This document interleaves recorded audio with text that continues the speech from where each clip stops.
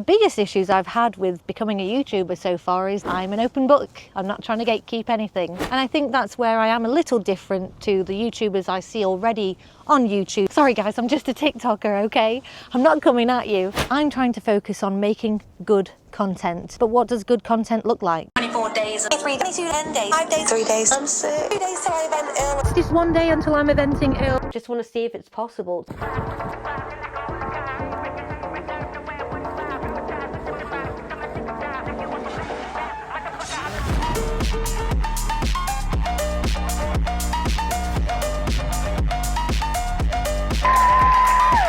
Sam from Salmonella TikTok. Earl is the grubbiest grey you've ever met. If you're new here, I'm Sam from Salmonella TikTok, and I've been sharing my journey to eventing for the past 3.5 years on this app. I've come to school, Mr. Earl. It is a beautiful day on the yard. So let's update you on the series. My initial thoughts of YouTube were that it was difficult compared to things like TikTok. You've got copyright issues, so if you are using things like CapCut to edit, where you can use certain commercial sounds, those commercial licenses that work for Instagram and TikTok don't always apply to YouTube too. And so when you're editing your videos for a really long time and then you upload it, and then all of a sudden there's a copyright issue, you have to learn the hard way, unfortunately. And I did. I've just been on a 3-day camp and look at the state of my car. I got home and had to get straight to editing because I needed to get videos out there. My series is really starting to take off and I have got so many adventures planned. And I need to make a YouTube video in a day because all of the content that I shot prior to the camp and during the camp are going to take more than just one day to edit and get together. Can't wait to show you guys what I got up to. And boy, do we have some people lined up. I've already spoken to Millie and Josh from Summerford Park Farm, as well as my video with Georgia all about being a YouTuber, as well as the aspect of coming from a brand point of view, because she also works for some brands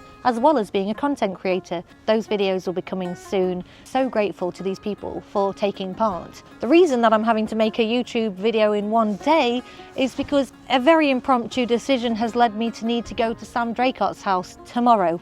But if I want to make this series, I need to be able to drop things and go for the opportunities. The biggest issues I've had with becoming a YouTuber so far is just how long it takes to edit videos. I've had to teach myself a lot more about learning shortcuts, about the editing software that I use, and starting to consider using more professional editing software instead, as I am starting to see the limitations of what I use, which is CapCut Pro. I'm an open book. I'm not trying to gatekeep anything. When it comes to what we're filming, I really believe that audio quality is the most important thing alongside clear visuals. However, the learning that I've made from being a TikToker has also been very applicable in YouTube videos. And I think that's where I am a little different to the YouTubers I see already on YouTube, because they leave in every breath. They make really long videos about one thing, and whilst I like watching theirs if I'm on a bit of a slow day or getting ready, I'm not going to spend an hour watching a video about just one thing when that could have been a 1-minute TikTok video. Sorry guys, I'm just a TikToker, okay? I'm not coming at you. There's room for us all, and there's room for us all to be ourselves. So I love that for you guys. It's just not me, and that's okay. We all lean into the different sides of making content, and we all like to do it in our different ways. So I'm not telling anyone what's the right way to do it. I'm just telling you my experience. Making content for YouTube has been quite difficult for me, I won't lie. It's one of those things that just takes up so much time. And one of the main things that I've learned, some people may think that I have a leg up, so to speak, with making a YouTube channel because I already have a platform on TikTok. But for me personally, I don't really think that's the case. I think that to be successful on YouTube, you need to be good at storytelling and longer format content. You have to learn about thumbnails and titles, because so far what I've learned is without a good thumbnail and title, you don't get anyone watching your content. Even the videos that have done really well so far, they have actually done well because I had a really good thumbnail and title, and I've applied my knowledge of storytelling and understanding of short form content and just multiplied that. I've been watching more YouTube to try to understand what YouTubers do, like Meg and Tina, Georgia, this Esme. My daughter loves this Esme so much, and whenever we're together now, she keeps saying to me, "Can we watch this Esme?" It's adorable. I think they're all really good creators. One of the main things that speaks out to me when I'm watching their videos is that you truly need to be yourself. In a world of content creators, marketers and tips and tricks from so many people, it can be easy to lose yourself, and I've definitely suffered from that along the way of trying to learn. But personally, I often find that sometimes I'll think, this is an amazing video, I can't wait for people to watch, and then it's a bit of a flop. And that's because I'm making content for myself, not for my audience, you guys. So a huge thing about becoming an influencer or content creator or even YouTuber, and this applies to TikTok, Instagram, and across the board really, you've got to be yourself, and that will work. But you also have to make content that people want to watch. Some people will make entertaining content, some people will make inspiring content. I like to do a mix of all of it, including educational content. And obviously with my docu-series, if you're new here, I'm Sam from Sam and Earl of TikTok. I've been sharing my journey to eventing for 4 years on TikTok, but now I'm trying to qualify for badminton grassroots. I'm documenting that journey, but I'm also going to be meeting with professionals along the way to understand, is eventing only for the rich? How do we become great eventers and great horse owners? And I want to really tell their stories too, because there's no point in me just Googling and trying to research information when the answers are there with people who specialise in those areas. So I'm going to go to them, and boy, do we have people lined up. Some of them, as I've mentioned, Millie and Josh from Summerford Park Farm have taught me so much already. They've shown me, and what I really took away from that conversation is that if you want it, then you have to work for it, and it is possible. I'll use you as a mirror. So the first thing that I learned about becoming a YouTuber is the time it takes, because it takes ages. The second thing was that the content you make needs to be for your audience, not just what you like to see. The third thing is that for you to have good YouTube videos, we've got to have the right equipment. I find that on YouTube, to make those YouTube videos successful, they've got to be of good quality. Not like my TikTok videos where they're just a bit phone-like. And investing in more professional equipment is definitely going to help me in this series. To monetize my YouTube channel, I need over 1,000 subscribers, but I also need over 4,000 public watch hours. Now, you might think trying to get 1,000 subscribers is difficult, but I've managed to achieve that in these first few short weeks of making YouTube videos for my docu-series. What I'm struggling with is the watch hours, but I do believe that rather than focusing on that, I'm trying to focus on making good content. But what does good content look like? Come here. Are you tired? You okay? Come here. Hey, Mr. Earl. Let's go for a ride. Good content looks like good storytelling. Sometimes you need to have a superstar, like Mr. Earl. We show the good, the bad and the ugly of our eventing journey, but obviously in the docu-series we're showing so much more than that. You don't always have to have some giant pursuit. You can just show your real life, and a lot more people don't realise just how interesting your real life is. Like I've already mentioned, good content is good audio and clear imagery. You've got to keep people engaged, but you don't have to have the fanciest content creator equipment out there. The substance of your content is much more important than the camera equipment behind it, in my opinion. What to do though, Claire, is go to the farm ride at Summerford. That was amazing. It's so long, so varied. I think Asher would like to go to that too. Yeah, it's decent. So you can do it either way like that. That is fine for me and you.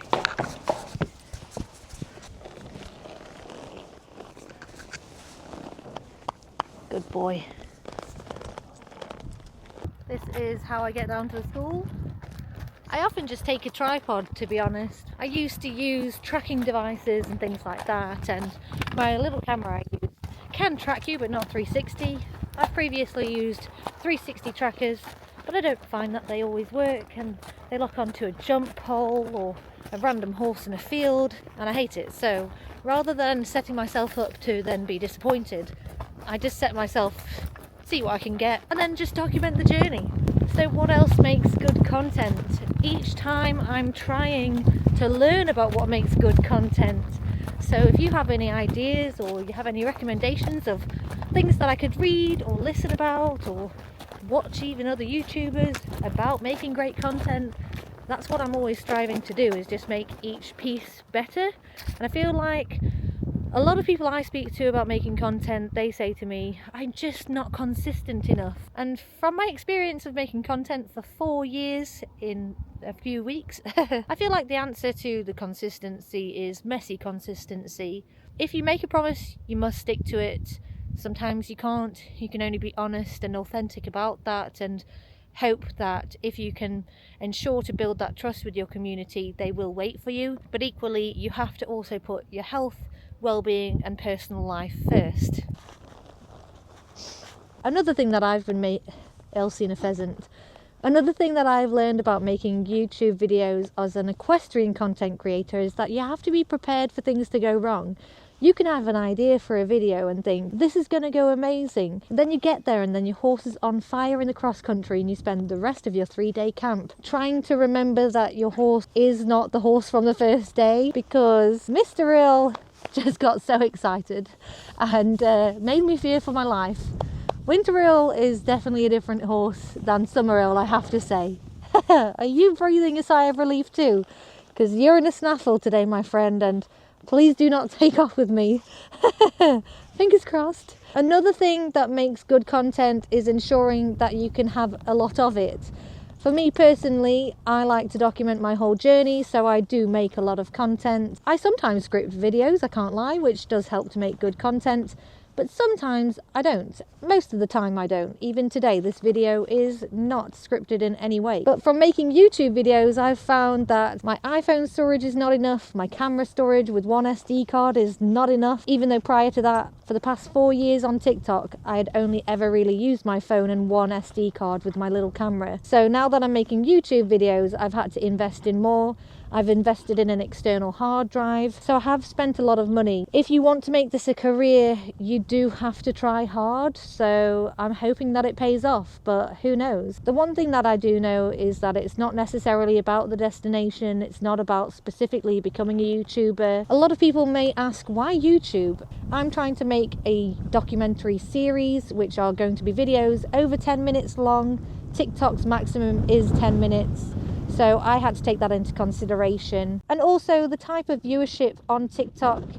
Most people don't want to watch a video over 2 minutes long. Trust me, I've tried. But a lot of you have been saying to me that you don't want to watch multiple parts, and that's why YouTube is great. So I can put everything in. It's time to school Earl, so let's go.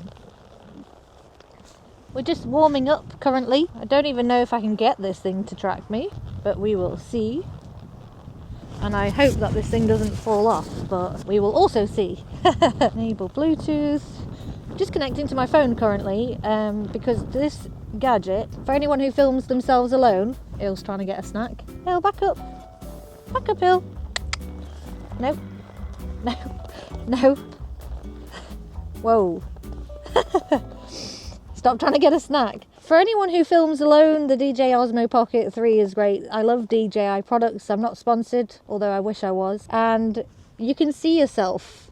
So this is great if you have to film yourself. I'm obsessed. Let's see if I can do the facial recognition off of here. I've never done it though.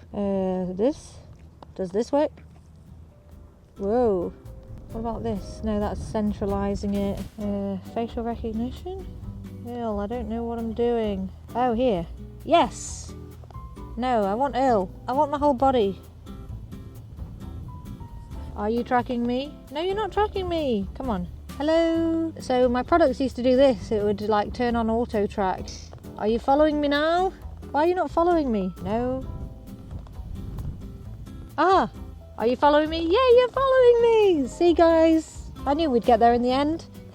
Let's see if it actually catches anything of what we're riding. Are you following me? We will soon find out.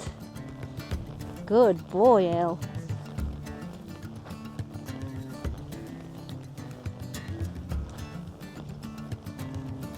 I feel like that is filming in the wrong direction, but I have no idea. Are you filming me? No, it is not. Is it? Yes, it is! Oh my god, you're filming me! Sorry. It's because I never use that feature anymore. I always just think it's never going to catch anything. It'll be facing a hedge, but maybe DJI are the one. Good boy. So I'm in my snaffle bridle that doesn't have my nice reins, and so I've got zero grip. If that sounds like I'm making excuses, I probably am. Okay, I'm sorry. Trot on.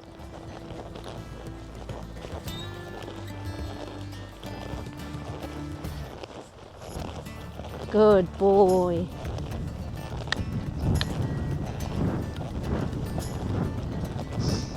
Oh, he says, Mom, I'm not carrying myself.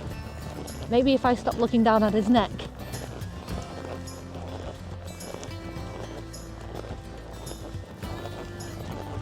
Do we see the difference if I just look where I'm going? Get him working. Good lad. No, no, no.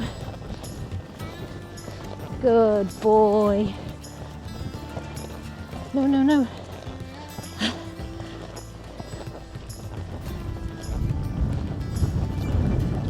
No, no, no. Change the flexion. I am aching.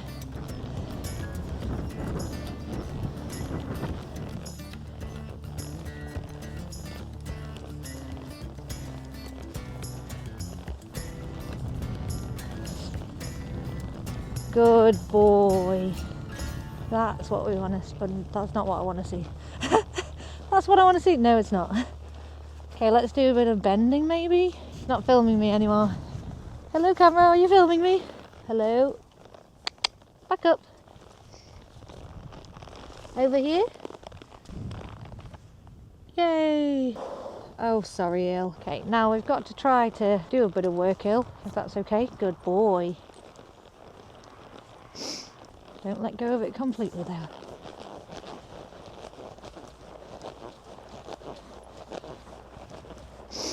Good boy.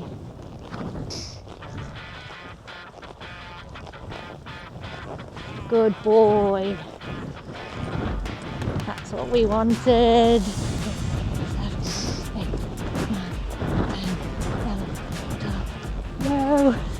Good boy. Come on. 22, 23, 24. Good.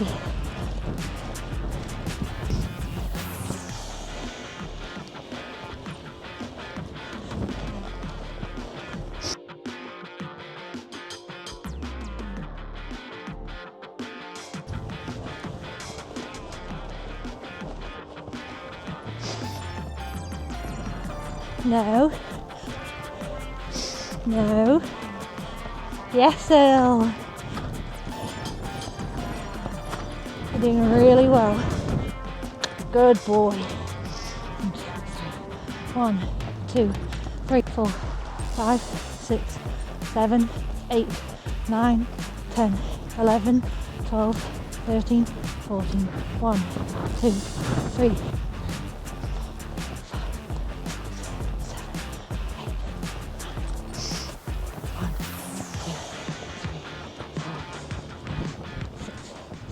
Going to have a little canter in both reins. Don't tank off with me, and then we're done, okay?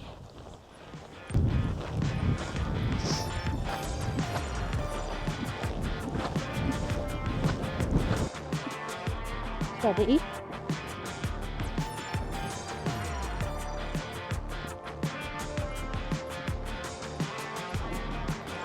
Good boy.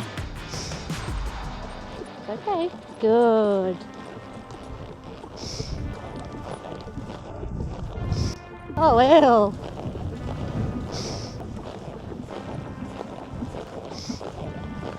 This is the Earl we know and love, yes. And now and canter. Good.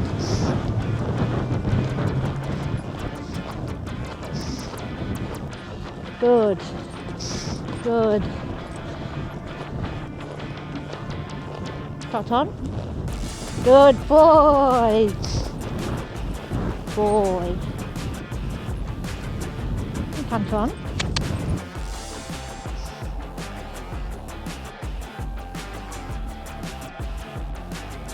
Not a fight. A fight. Good.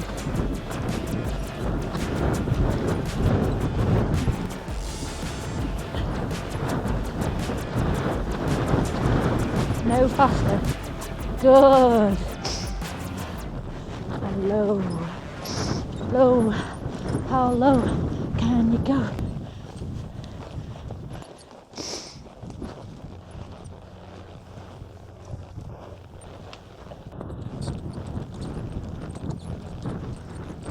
Boy. Good boy.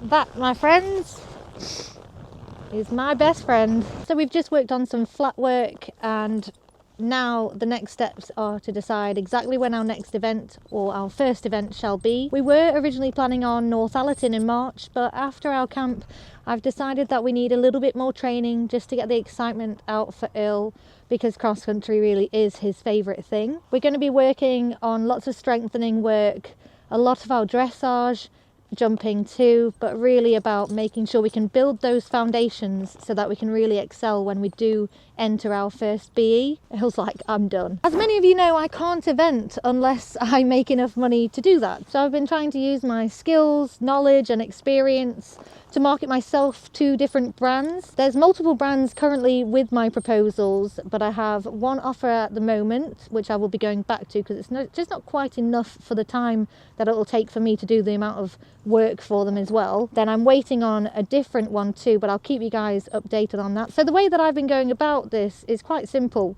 I've been reaching out to people I already have a relationship with.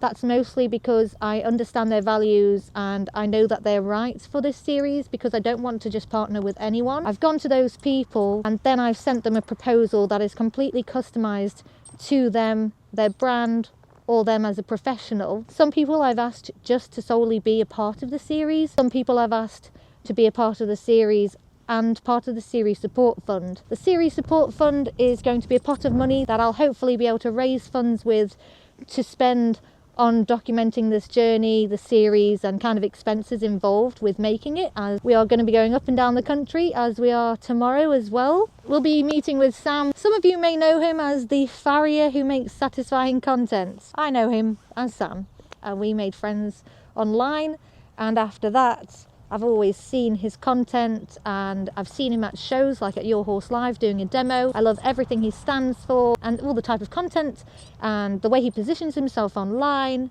It's everything that aligns with what I want to show within this series, but I really want to see what he gets up to and who he really is. So we're going to be documenting that tomorrow. So far I've confirmed 17 sets of different people, some on their own, some with multiple people, some meeting just once, some meeting multiple times, and I'm going to be showing their journey, their story, and what it really takes to be a great eventer, great horse person. And along the way we should learn about those professionals and how they work within the equestrian industry, sports industry, and life as a whole. Yay, we did the gate! So that is us all done. We are going to be working a lot more on our strengthening and fitness work, and just making sure that we are really and truly ready for this series and setting ourselves up for success. I've got a lot of content coming from camp and you'll see all the lessons that we learned, but ultimately Mr. Earl is my favourite horse in the world, my best friend, and I want us to be safe, happy and do well. Yes, we're trying to make it to badminton, Chillington and all of those amazing goals, but the number one priority is for us to have fun, be safe and make these amazing memories. And so I want to really make sure that we set ourselves up for success on this journey too. I couldn't ask for a better horse to do this with. What a legend he is. He might have been really excited at camp, but here he is in a snaffle bridle, showing me that he's an absolute legend. Make sure that you like, subscribe and come along for the ride, because we're just getting started.